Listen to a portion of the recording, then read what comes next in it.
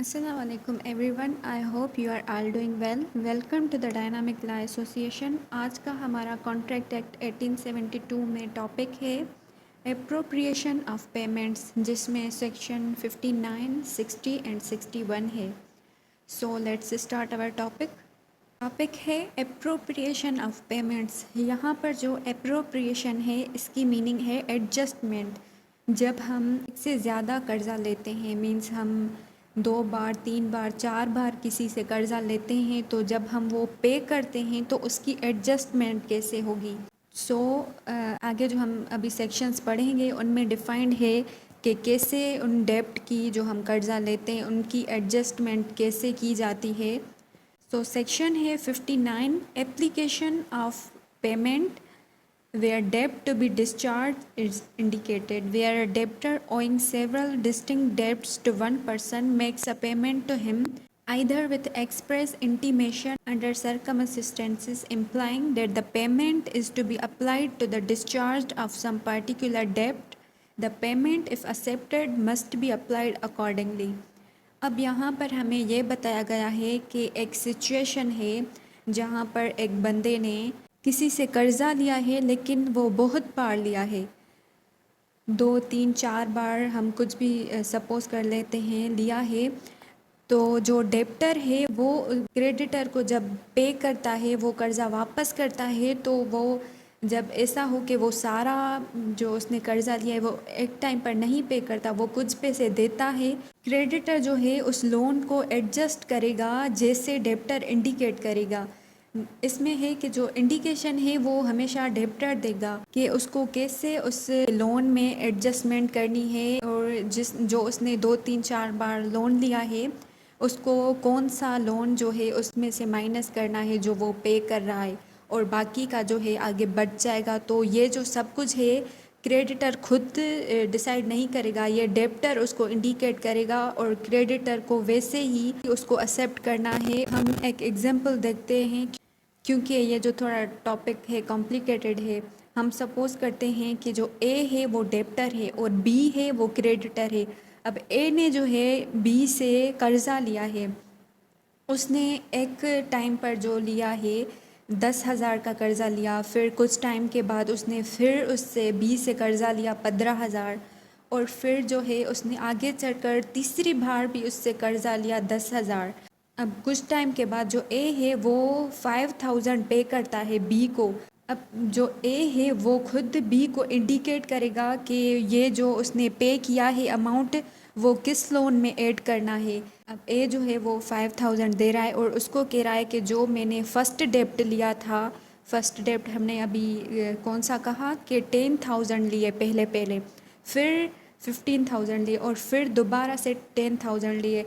तो वो उसको इंडिकेट करेगा कि जो मैंने फ़र्स्ट डेप्ट तुमसे लिया था 10,000 का, वो उसमें मेरे ये 5,000 माइनस कर दो, और बाकी का वो जब भी पे कर देगा ऐसे ही बताएगा कि मेरे इस डेप्ट में फ़र्स्ट डेप्ट, सेकंड डेप्ट या थर्ड डेप्ट जितना भी उसने कर्ज़ा लिया है उसमें से वो माइनस करे. तो उसी हिसाब से क्रेडिटर वो एडजस्ट करेगा. इसको कहते हैं एप्रोप्रिएशन ऑफ पेमेंट्स.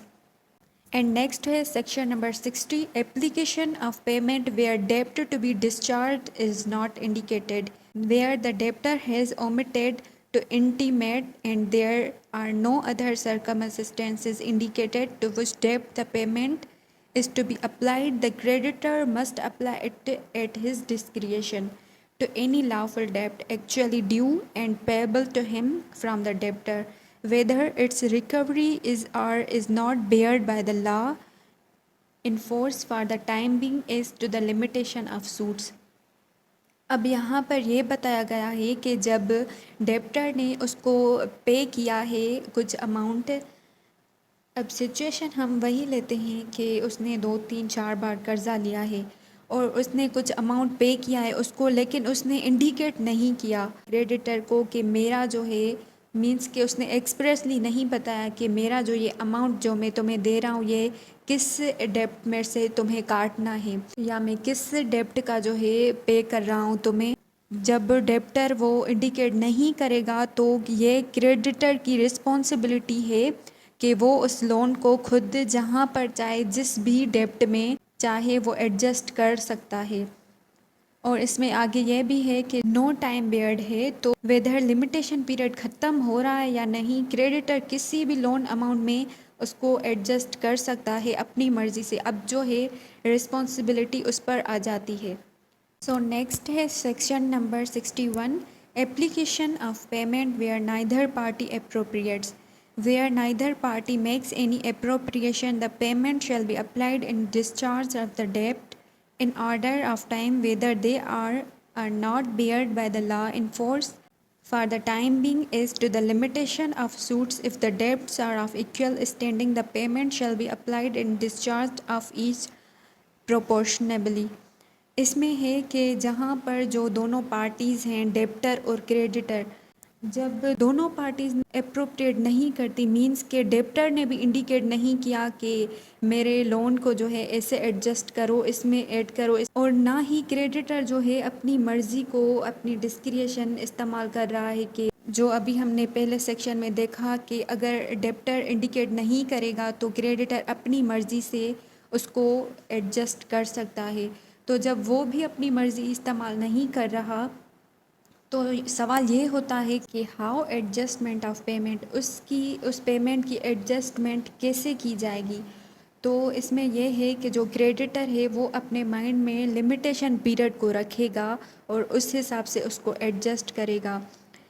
हम देखते हैं कि डेप्टर ने जो है लोन लिया है, जो उसने पहले लोन लिया है, जो उसका फर्स्ट डेप्ट है, तो जाहिर है ये कॉमन सी बात है कि पहले उसको अदा करने का जो टाइम पीरियड है वो ख़त्म होगा, और जब दूसरा जो उसने लिया है उसका बाद में ख़त्म होगा। तो क्रेडिटर को ये माइंड में रखना है, और जब डेप्टर उसको वो लोन पे करे, उसके फ़र्स्ट लोन में उसको ऐड करना है, क्योंकि उसका टाइम एक्सपायर होगा फिर दूसरे का होगा। तो जैसे जैसे डेप्टर पे करेगा तो उसको पहले फ़र्स्ट लोन उसका काटना है, और फिर जो दूसरा उसने डेप्ट लिया है फिर तीसरा, इस हिसाब से, क्योंकि जो टाइम पीरियड है वो एक्सपायर ना हो जाए।